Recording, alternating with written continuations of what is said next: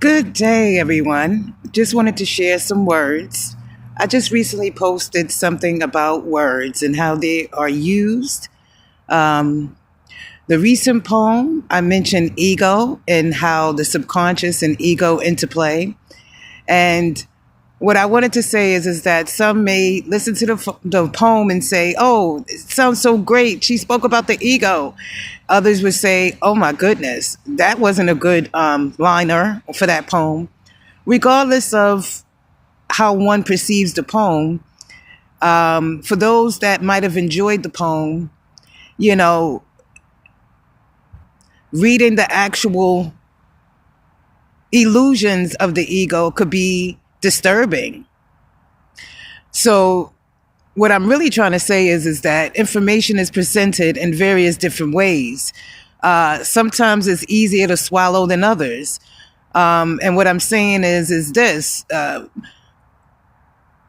previous timeline and lifetimes, I've experienced music that had the most derogatory lyrics.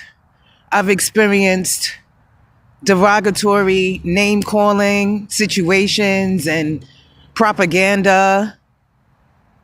And those very same entities that felt comfortable using that language happen to feel very uncomfortable when I list exactly what the ego and its illusions reflect within them. So what I'm saying to you is this: everyone is going to interpret information differently. It all depends on one's receptivity. I know that there are those that are out here in all light and love. I'm grateful, actually. Thank you. But I also understand the importance of checking yourself and fine-tuning yourself like a car. You might not be having to use certain information at this particular point in time in your timeline or your lifetime. But it might come to a situation where you might have to utilize that knowledge in the future because you might not have a situation or an experience that's relevant to that. Okay, but it doesn't mean like you won't have to use it in the future either.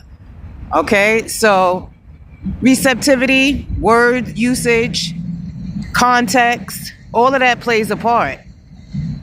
Sending a love vibration, and that is words of wisdom and truth. Blessings.